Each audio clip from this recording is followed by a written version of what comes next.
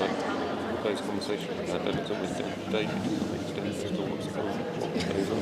One of those conversations today, I think try it from there, and sort of like we're going to be on the phone next week, just we're not coming up to this one. Like, Exactly, yeah. it's just going to be and so much of it depends on what the end goal is. You know, there's because it just makes it work.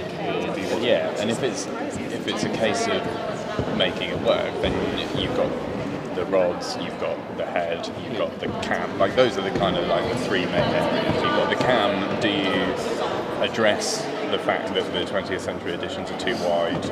Do you completely remove them? Do you remodel, try and model the original track like Matthew's done, and put that in? Do you take off the additions? Do you put the fish count back together? You know, you've got all those questions there, and then you've got the head. But I mean, if you decide, well, actually, we're not going to use the cam, we're going to get design students to build a new one. And run it off a stepper motor, then you don't need to do anything with the cam. No, but you still need to fix the head. Yeah. That still needs to be done. Yeah. And you don't need to do the fish or the rods because it does function in its right form, doesn't it? Yeah, exactly. So if they just want it working display or opening or whatever, you can just leave it a bit. Yeah.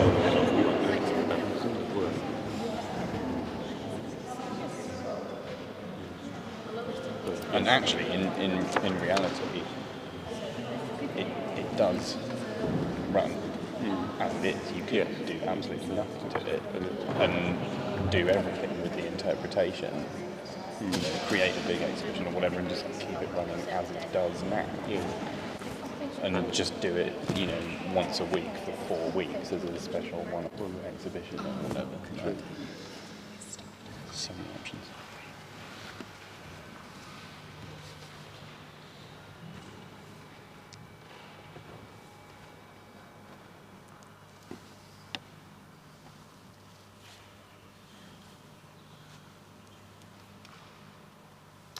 Good afternoon, everybody.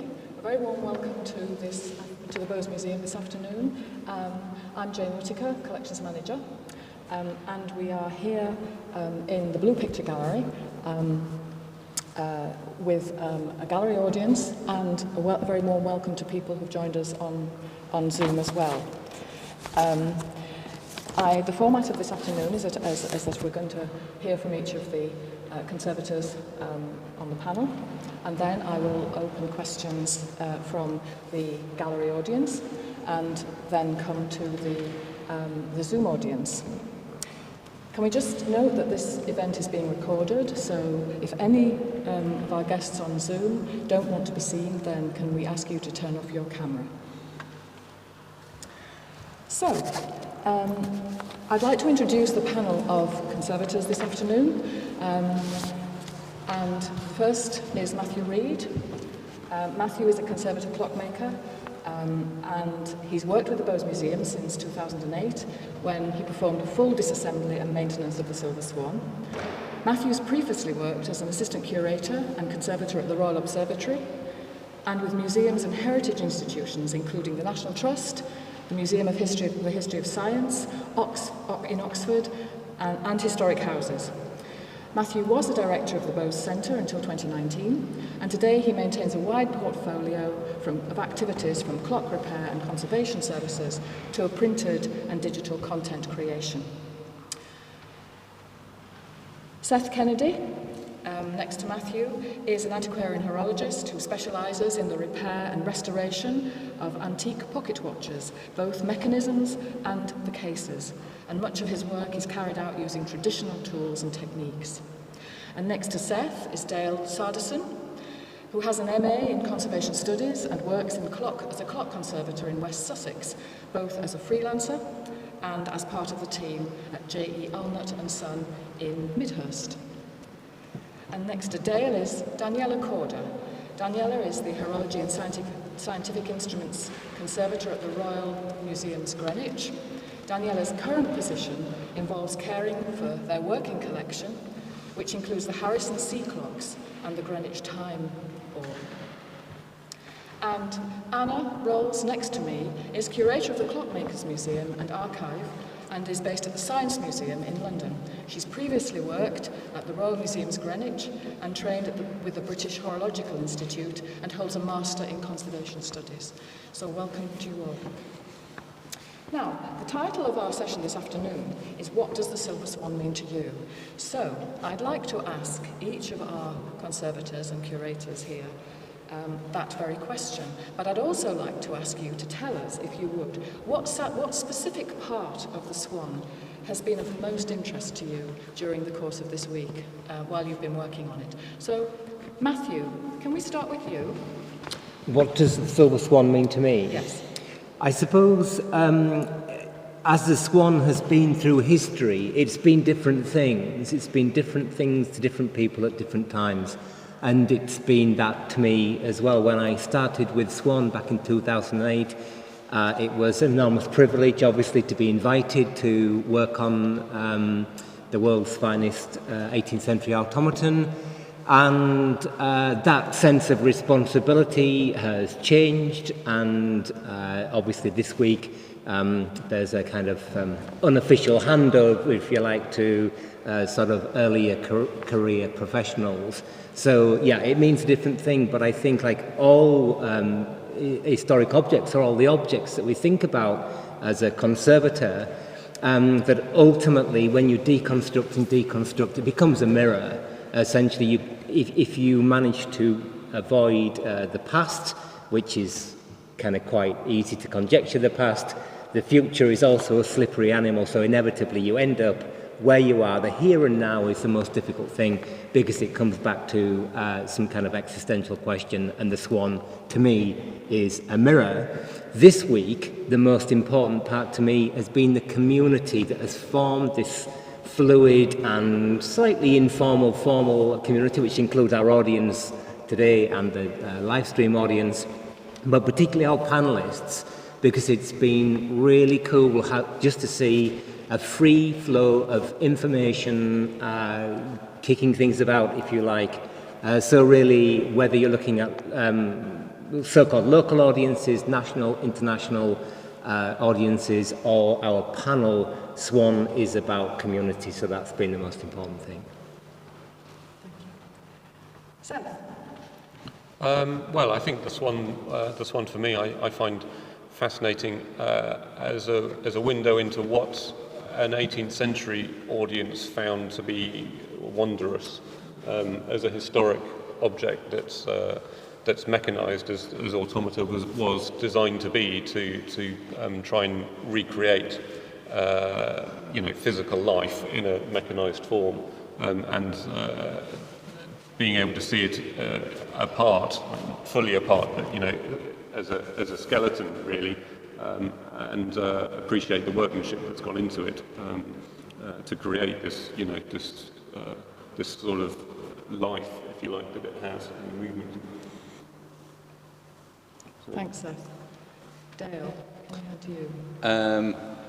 What the swan means to me is possibility, not just in terms of what is possible to achieve with analog mechanical means, but also, as Matthew said, the swan throughout its life has been different things to different people. It's been exhibited, displayed, performed.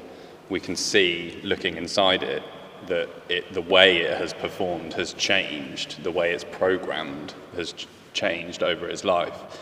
So there's the possibility, it's existed in an endless kind of continuum of possibility, that it was always possible for the swan to do something different.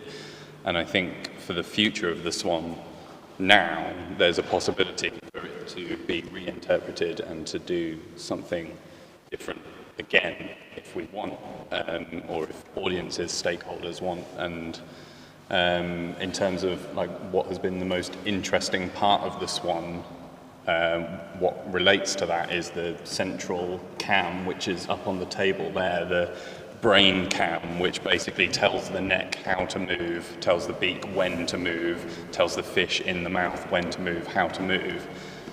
That can be reprogrammed in a, non-interventive way. There are holes that can be used without drilling new holes or anything like that. So if we want, we can tell it to do something new. It has the possibility. Thank you. So what does the swan mean to me? I guess it's kind of building and going more into what everybody's already mentioned, but there's an aspect of creativity or creation and imagination that right from the very conception of the swan in its design is pretty far out. I mean, we've looked around, there's clues, there's a kind of bathtub thing over there, which there's some conjecture around the swan possibly being imagined floating on water as well as being mechanized and moving. So, I mean, to me, that sort of almost limitless, like, imagination to say, let's go for it, let's build this swan that replicates life and swims on water. I mean, to me, that's just great that, you know, that was conceived and then made and is still here and has a whole future ahead of it, and somehow harnessing that really kind of wacky imagination is really exciting. And yeah, I feel like this point onwards, you know, this is not the end, this is just somewhere in the middle, and I feel there's a lot of, like Dale said, possibility that can come after this, and I look forward to seeing that. Thank you very much. Well, I think what the swan means to me, well, it's easy to describe it in singular words. It's beautiful, it's technical, it's magical, and I could go on with many more words about how it sort of evokes emotion for me. But I think also it's a talking point. And I think that's been really demonstrated by this week with us coming together and talking about it. And I think that's what it's capable of doing, and probably always has done, has got people talking about it. And I think as long as we talk about it, it will carry on living for much further in time. Thank you very much. Well, there's some really exciting thoughts there, and as you say, Dale, lots of possibilities, and that's really what this week has been all about, and this conversation with you all here today. And I know that our young curators have been working on those ideas this morning, and are here with us in the gallery today. So I'm going to open up questions to our gallery audience, and would anybody like to start? Richard, I know you have a very interesting question.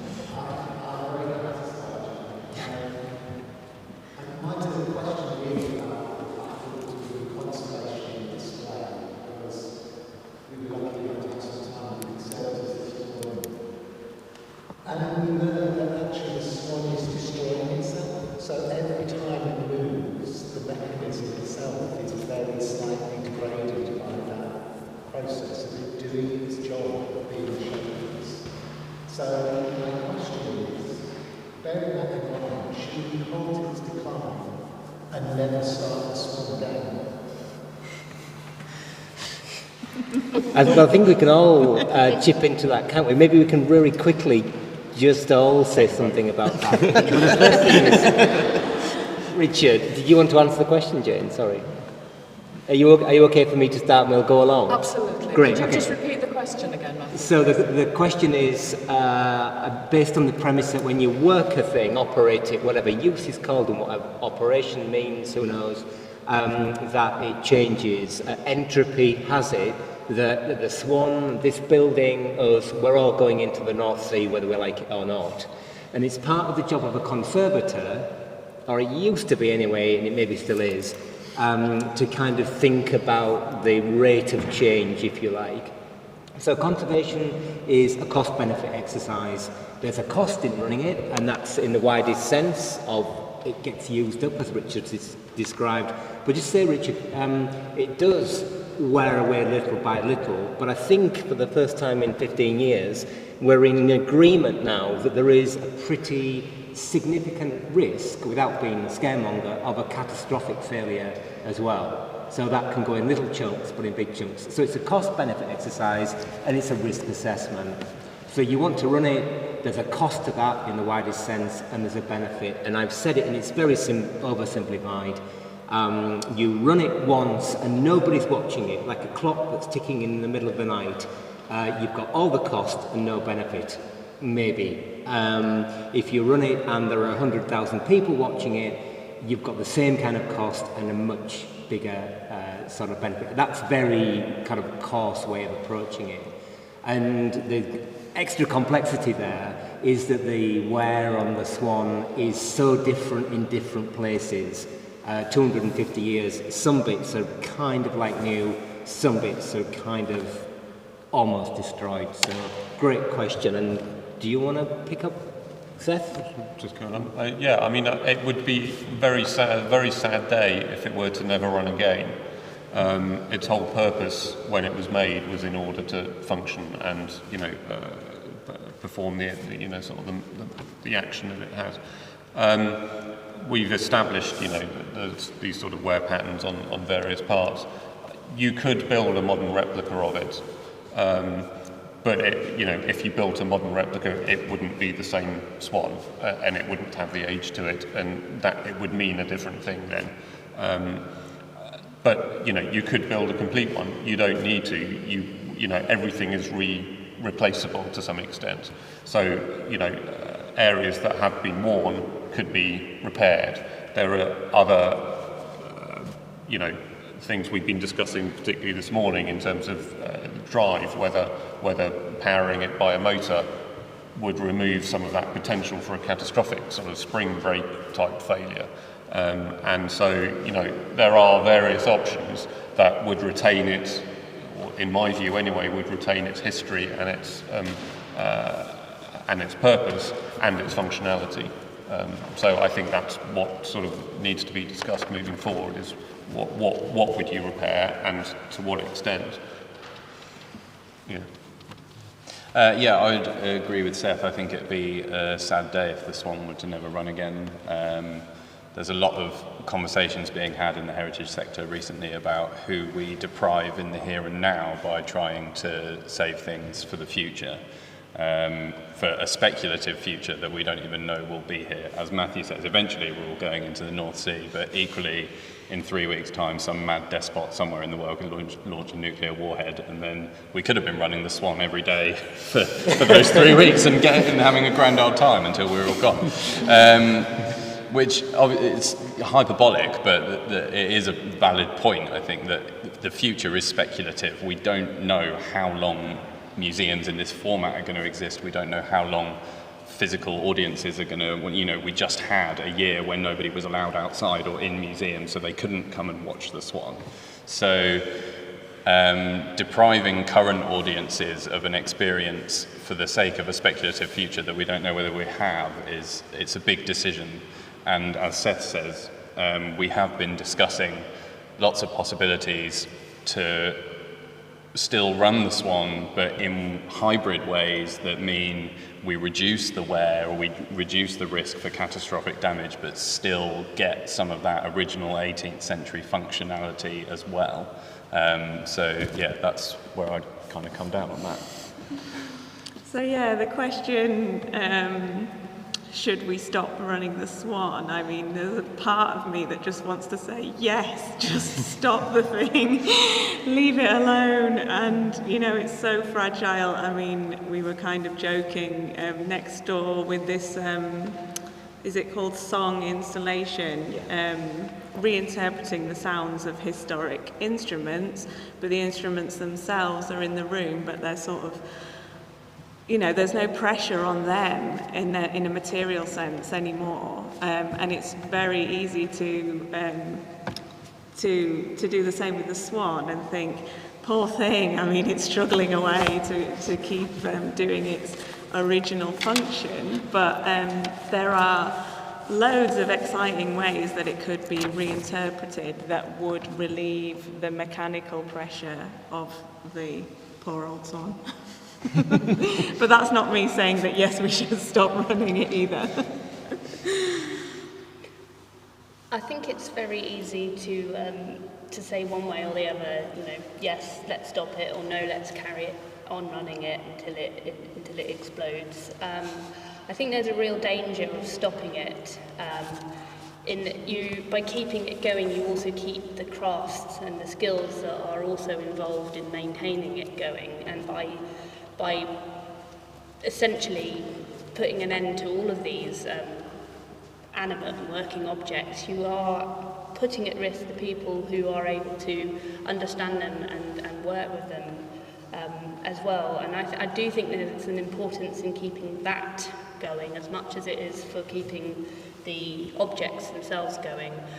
You obviously have to weigh up the risks of operating these things, but I think if you have the understanding of how to preserve it in the most sympathetic way that you can, I think you can come to a good compromise. And I think that's what we need to think about here, is having a way of keeping it going in the safest possible way. Sorry, I know we want to move on, but can I just add to Daniela's point about the installation next door? It's turned down at the moment, but we'll put it on after this thing. Those instruments, it depends what you mean by use and operation, doesn't it, Richard? Those instruments are not quiet. If you, without sounding too fanciful, if you stand in that room, they're just having a different conversation now, aren't they? They're just being used in a different way. So that sort of objectivity that kind of installation brings about actually enables the thing to be something different again. And I think those secondary they're not even tertiary conversations because it's already been through so many different lives, are actually really fascinating kind of conversations. The same noise that comes out of the cam that Dale described if you look and listen hard enough, I think. Thank you, everybody. Any more questions? Yes.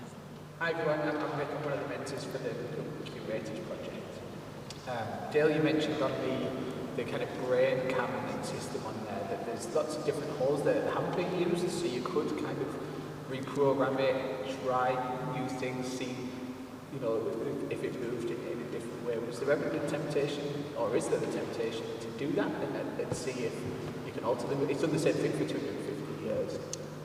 Well, it hasn't. That's the point. It hasn't done the same thing. That's why I was talking about possibility in these changing lives. We know, basically, from this kind of like techie, like clockmaker perspective, getting your eye in the hole, there are 18th century screw threads and there are 20th century screw threads, and we know from earlier restorations when things have been, or we can tell that things have been added. So, yeah, it would be conjecture to talk about what it used to do, but and Matthew will probably talk about this more. There is the possibility of trying to map out what it used to do, or maybe saying, well, let's not worry about what it used to do and let's think about what it can do. But maybe you want to talk about the swanulator, Matthew. Yeah, of course I do. 10 years ago, I made a physical kind of robotic type model out of plywood and string and glue, and this is the only bit of it that remains. But it was a one-to-one scale thing, and I did exactly that. I looked at the historic descriptions of the object. It preens its feathers, it looks around for food, it turns its neck to its very tail, it lunges forward, and did all that, but redesigned the cam reversibly so it can be done without some of the potential damage that's been caused in the by alterations from the 20th century.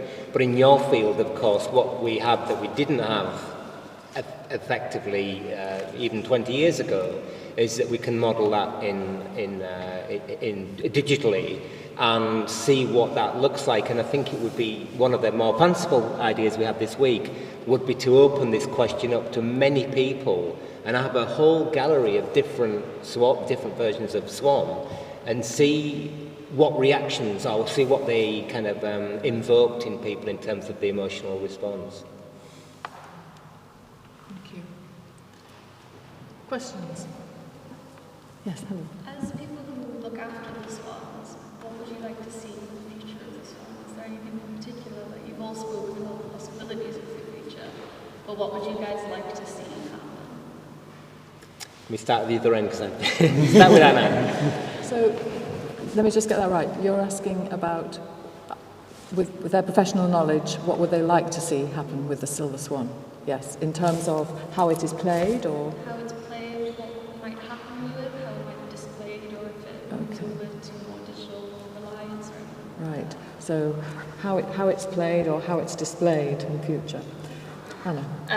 Well, we've had a lot of fun this week, having some wacky ideas, because it's quite, this is a conversation, we're not actually doing anything here, so we really got quite imaginative, and we've had ideas about floating it on pools internally, or doing a sonnet lumiere with noise and lights and black rooms to really give it some presence. And I think you could go any number of ways, and I think working with the right people and artists to get some sort of creative thinking could produce something really sort of fantastic.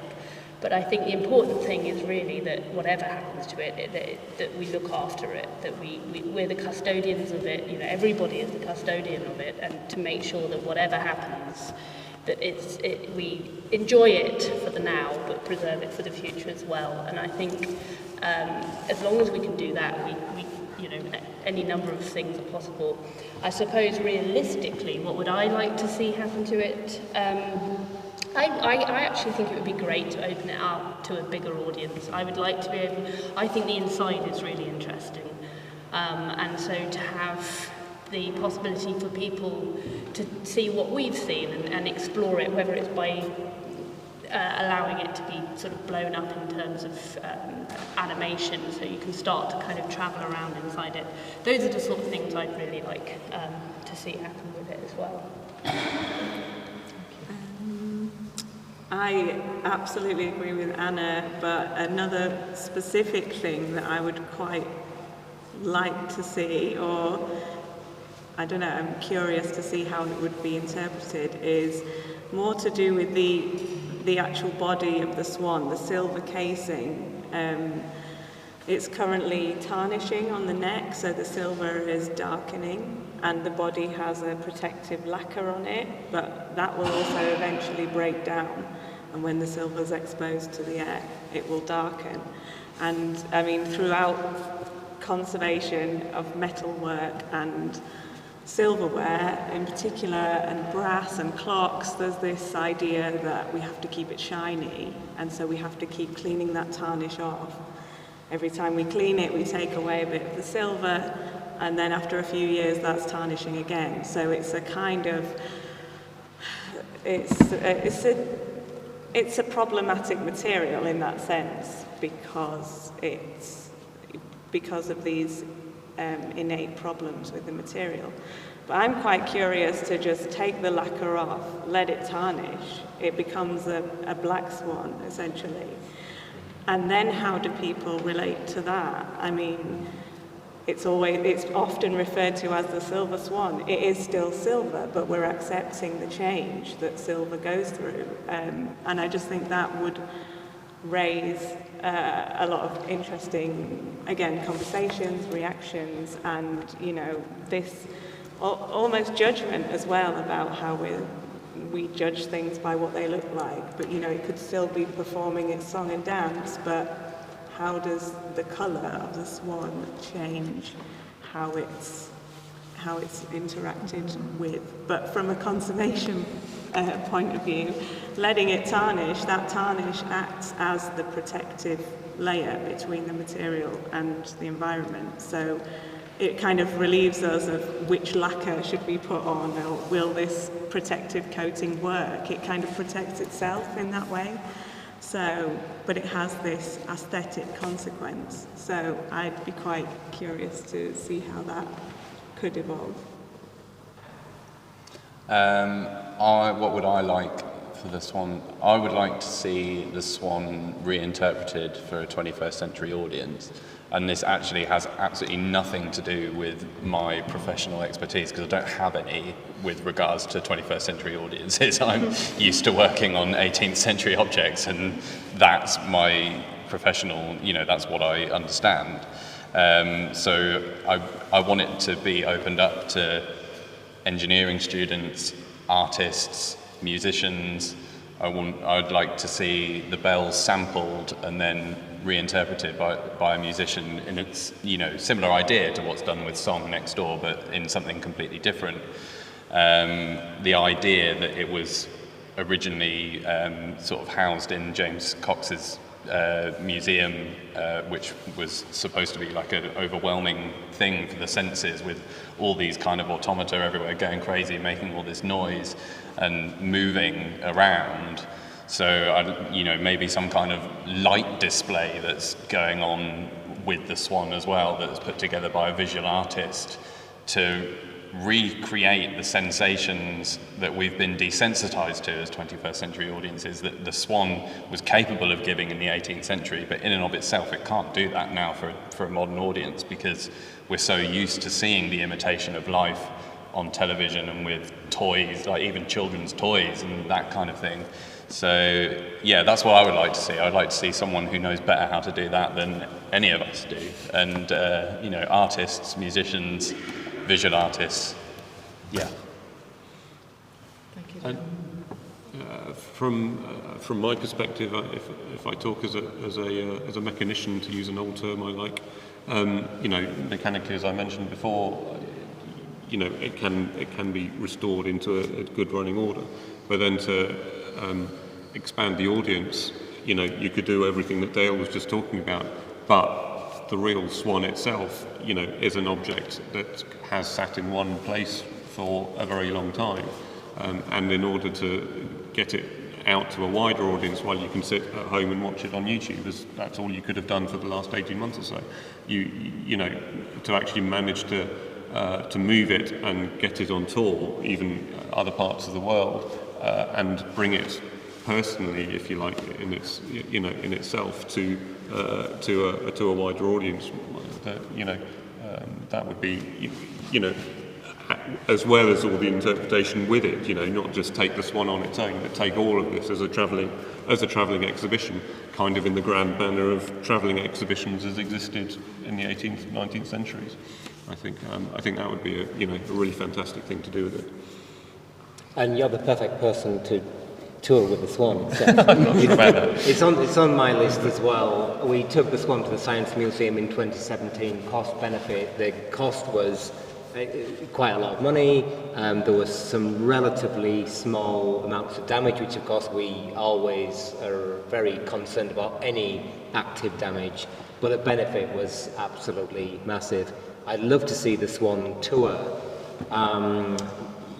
China, Australia, you name it, anywhere we can take it.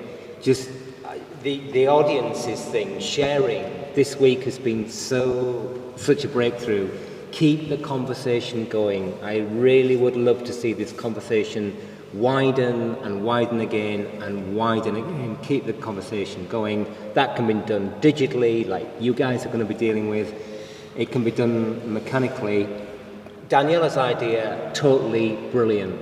Let's see, because tarnish, of course, is a pejorative, is that the right word? Term, it's something negative, it's tarnished. And without going there, we've got all sorts of issues relating to the colour of the thing and the perception of the thing. And Bose call it Silver Swan. I have nothing to do with Bose in a sense. I don't particularly like that term. I would love to see Daniela's idea enacted and see what the new black or the Black Swan would be. And conversely, I'd love to see it rest. Now, resting is a very different thing from it not working. What resting does is it allows people to have conversations, and then if and when it operates again, that is like a massive spectacle. It's a cliche. If you run it every 20 minutes, it's like every 20 minutes. If you run it once a year, everybody turns up and there's an enormous hullabaloo. And with digital, we can do that. We can get both.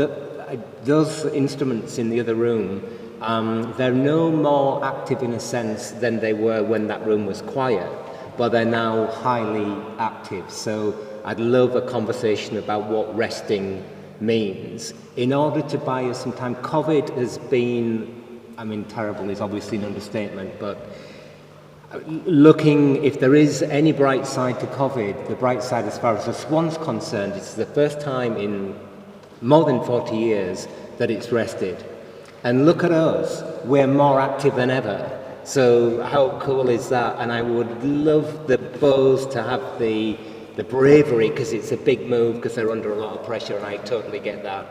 Just to say, okay, let's rest, and we will know when is the right time to enact some kind of reworking or winding it up and running it again. And maybe that would just be every day of the year, but a period of rest is a great point of contemplation and meditation, which is kind of what we've been doing a little bit this week. Thanks, Matthew. Are there any more questions? Tom, could you? I need to repeat for our Zoom audience your question, so if you direct it to me. Oh, no, sorry. That's okay. I was just listening, well, I've listened to the CV and experience of everyone on the table here, but also listened to what Daniela was saying about the imagination of the concept of the thing. You know, how imaginative that was. But when you were in there with your experience and expertise, did you see any mechanical solutions to the problems the designer had set themselves that you never seen before? So, the question, is that your question? Yes. The question to our panel is, when you were working on the Silver Swan, on the mechanism, seeing it in detail and close up, did you see any, did you see... Mechanical solutions to the problem. I'll give you an analogy. Very sadly, 3 years ago, I sold a Citroen DS, an antique, classic car. That was considered innovative at the time because instead of having coil springs to suspend the car, it had fluid coupling and a gas spring. Right? That was unique at the time. That's what I mean by an innovative solution. So instead of having a coil spring, metal spring, like a gas spring, you see anything in there, you sort of, oh, I haven't seen this done before. So do you think you have seen, or you can see, any solutions to the mechanical issues that the Swan has? I think this is one for you, sir. Yeah. Okay. There are certainly, I mean, it's a unique object in a lot of ways in that we haven't got lots of 18th century automata we can go and compare it with. And in a direct circumstance, that's what you would need to do. Clearly, it has a great different function to a clock or a watch with which I'm more familiar. And so they have developed, you know, whoever made it had come up with ways of producing this movement. That, I mean, looking at it, we don't think it's a prototype. There are certainly signs that it was a completed design. You know, the person making it knew what they were doing when they were putting it together. Whether they had made a prototype and that was all they had made before this one, and then they put all of their prototype ideas into it, the components in this one were not the prototype components. So the mechanisms within it were, you know, are rare and unusual. The way that the chains in the neck pull the neck and perform the functions and make the mouth open and pull the fish and the like. You know, it's all levers and pivots and chains, but you know, so it's basic technology if you look at each one. But the way they've been incorporated together is clearly clever. You know, and the person who did it really had a great understanding of cams and followers and how each of those would interrelate with one another and perform their singular functions, you know, but then with an overall effect. And remember that the twisting, sliding cams that are found in, as Seth said and David Rooney said yesterday, this isn't unique, it just happens that the rest of the stuff hasn't survived. However, looking at this is the only place you can find it. Those twisting, sliding cams we know were a very similar version, was seen by Charles Babbage and used in his analytical engine. So as Seth said, there's nothing kind of new there, but putting all that stuff together, you've got 5 control functions passing through a half-inch square, 5 chains on rollers that have to go up and down individually and rotate at the same time in a pretty friction-free environment. It's pretty clever. And the other thing I would say is it's the first time I've seen grub screws, sorry, nerdy conversation coming up, time for a tea break. A grub screw or a set screw is a screw thread that has no head per se. And then I think on 18th century work, some of the screws have got tiny little heads, haven't they, in relation to the shank. Yeah. But I've never seen one, I don't know whether you have, that has none. It's just a plain thing. You see all over the place nowadays, and it's used twice in there. I mean, maybe somebody will say Da Vinci did it or the Greeks did it, but I've never seen that mechanism either. Okay, thank you very much. Thanks, Tom. We've just had an interesting comment from somebody, from Franklin Hugrief on Zoom, and I think it's worth just mentioning. He's responding to the discussion we had about varnish and your suggestion, Daniela, that we just let the swan turn black. And he's saying the question is, how did the maker mean the swan to be in the first place? And his comment is nowadays there are 2 or even 3 component clear coat types of varnish used in the aviation industry that do not have the problem of tarnishing and would keep the swan shining for a very long time as it was intended. And he thinks, I think a shining swan is also what the public would like to see. So thank you for that. Oh, can we respond? Can I make a comment on that? The body of the swan does actually have a lacquer on it, and it's been on it since, I think, is it the 19... I think it was 65, 60s, I think. So it's done a very good job when you look at the main body of the swan.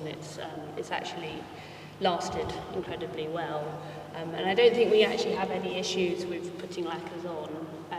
But the problem with the neck is that you can't apply a lacquer because it's so fine, the way that the links in the neck are joined. Any kind of surface finish on those can actually end up interfering with how those links pass over each other.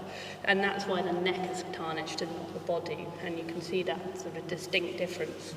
And it's something that you can manage. You can try and control that tarnishing to stop it from going black so quickly, but certainly you'll always get that distinction. And I think Daniela's point was, well, why not try and sort of see what happens to the rest of the body? As to how it was intended originally, well, we don't have the original receipt, do we? Maker's intent is like, it's such a massive thing in conservation in all disciplines, and you have to be really careful saying this is what the maker intended, because we just don't know. Yes, it was made out of silver, and presumably the maker intended it to be silver, but in the broader sense of the word, what the maker probably intended was for it to wow audiences. Now, in a museum, you can get all kinds of silver objects, but how often do you see a black swan? You're absolutely right, Dale. Maker's intent, and I get Franklin's point, and you're absolutely right. That might be what the audience would say. And it's one of the things they picked up on this week. But because people are familiar with tarnish, they've got silver jewellery and all that stuff. And so it's a touch point, it's a point of reference. People are not familiar typically with multifunction cams and all that stuff. And if they were, then there would be a lot of stuff. And the point about the maker's intent, Dale's absolutely right. It's a massive universe of slipperiness. But the context changes every day. We go out of the room, we come back, we're living in a different world. And that's not to say that you don't, what people might call, respect that intent. But for me, the door is open to experiment. And I always think any institution should have part of its business experimentation. And Daniela's point, of course, is that if you allow it to tarnish and that passivated layer is actually protecting. And so maybe your wow can come from, wow, the bows have allowed the swan to tarnish, not wow, how shiny it is, which you can see anywhere. So I think the point about that is keep the conversation going. Okay. We have one more question from the audience. Time for one more question. So, yes. could you just take your mask off and so I can repeat the question? Thank you. I'm Melanie Kyles, I'm an embroidery artist, but I'm really sort of invested in slow fashion, and part of the conversation of that is the idea of this momentum, sort of like letting the jeans wear out, and to me that idea of letting the swan kind of tarnish and win its colours in that way is actually quite a similar thing. And I'm wondering if you think that having that in a museum setting, having that displayed in that pride of place as a tarnished object would actually elevate the value of sort of that kind of visible use and that visible kind of that it's lived. So do I have a thought on that? So the question is, does actually being open and overt about wear or damage or deterioration elevate the value of the object? Is that right? Yeah, I totally agree. I think it does, and I think that's part of the openness. It's tricky. I'm not a museum employee, but Jane will be able to answer. It's tricky for museums because for so long they've set themselves as the guardian of stuff. But of course, we know it's impossible, and times are changing. So I agree. I think and that's what this is kind of about in a way. I mean, it's first steps, but celebrating that thing and being open about it leads us on to new conversations. So for me, yeah, bring it on, really, personally. Could I just add something to that? I think there's also, like, museums, we sort of think of museums of preserving the past or whatever, but they exist in a political sphere, and what museums, essentially by displaying something, they say this is good or this is valuable. And so I think the other part of your point was, you know, by displaying something in a tarnished state in a museum, does that actually elevate the value of all tarnished and aged and worn things? And yes, I think that it does. And I think that actually, yeah, in a 21st century, when we're talking about, like you're talking about slow fashion, sustainability, you know, ongoing usability and that kind of thing, I think that it's important that museums kind of get brave and say, actually, yes, damage is valuable. And of course, if you look in other cultures, things like, and I can't remember the name of it now, but you know, Spiel clock. No, not the Spiel clock. In Japan, the repairing of the ceramics, yeah. The ceramics. Kintsugi, yes, that's right, yeah, and highlighting the damage, and you know, so it's quite a Western concept in a lot of ways to go, oh well, you know, everything's got to be bright and shiny, and we've got to hide all the damage and pretend it didn't happen. So in a more universal sense, we could look at things from a wider cultural perspective as well. And sorry, Jane, and very briefly, for those of you that are not in this world of horology, nobody, as far as I know, internationally is tackling that problem. So Bose, which we talked a lot about the Swan, but it's got an amazing collection of clocks, watches and automaton. I think it's got about 150 objects altogether. Actually stands in a really good position to be a leader, and this is part of that thing starting, we hope, in that particular field, whereas it hasn't got a chance of that in easel paintings, because obviously massive international players. But in the preservation and thinking about clocks and automaton, there are very few people doing this, so this is a great opportunity for both to be brave, as you said, Dale.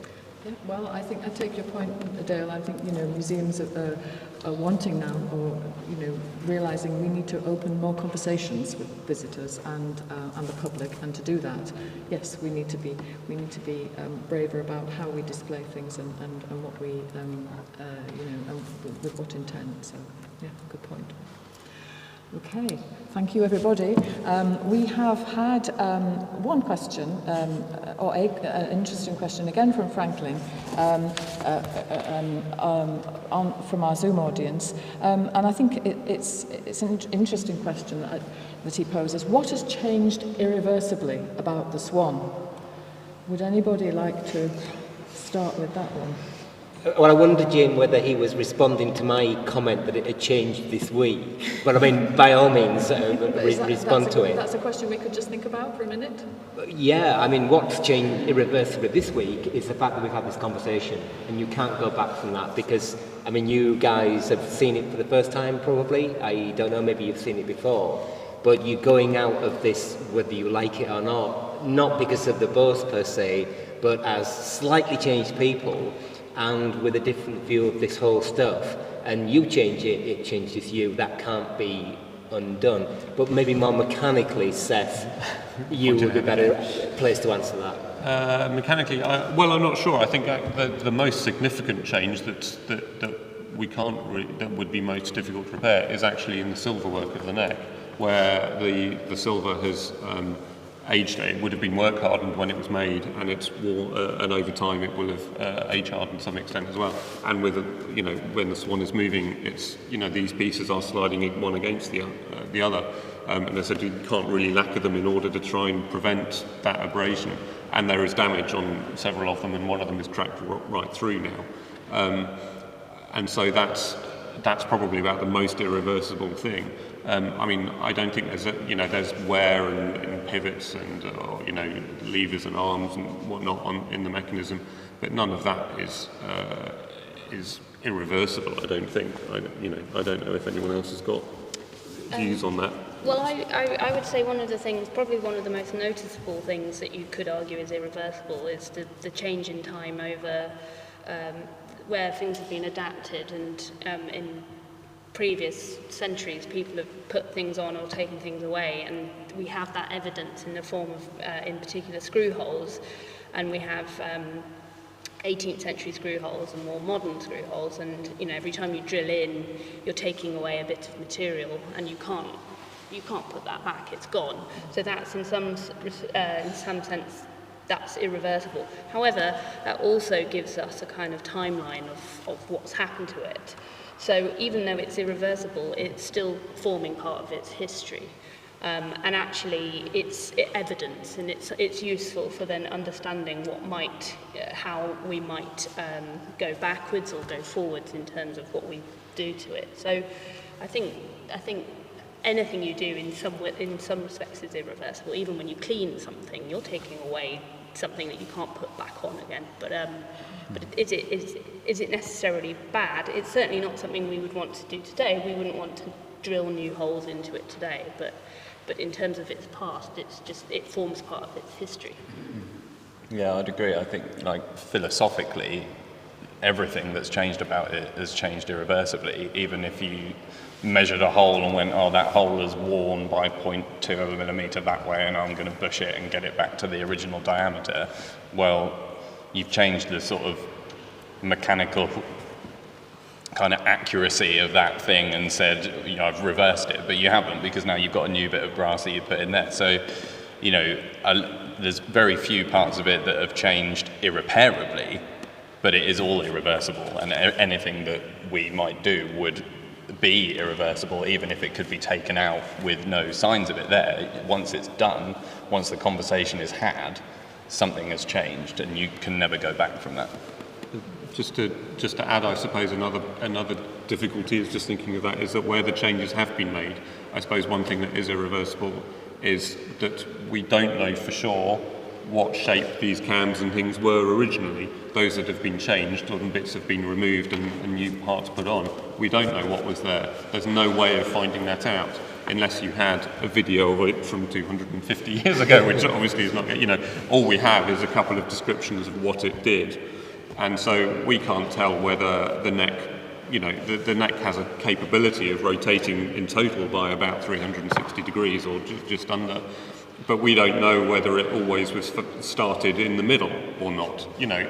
Those sorts of relationships could have changed. It's an irreversible change in the sense that we don't know where it was, which is why, talking before about maker's intent, we cannot look back in time at the original format of its movement to know for sure that we're putting it back to that.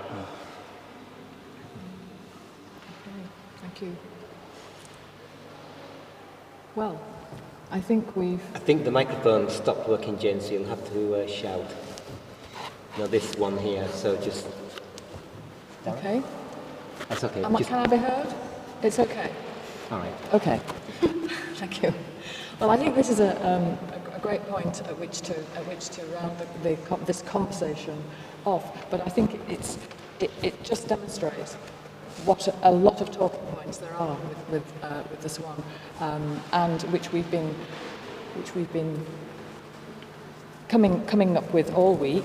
I think it's allowed us to encounter the Silver Swan in new ways, and we need to continue those conversations, as Matthew says, and consider all these interesting possibilities for future conservation and curation. And I hope that you'll keep in touch with the Bose Museum and, watch the website and perhaps join us for future conversations, because this is certainly just the start. And we're certainly going to come out of this week with more questions than we've answered, but I think it's the start of a really interesting further discussion. So thank you all for coming and participating. Thank you to our panel, and to Howl Film, who have supported us through this live stream, and see you again soon. Thank you.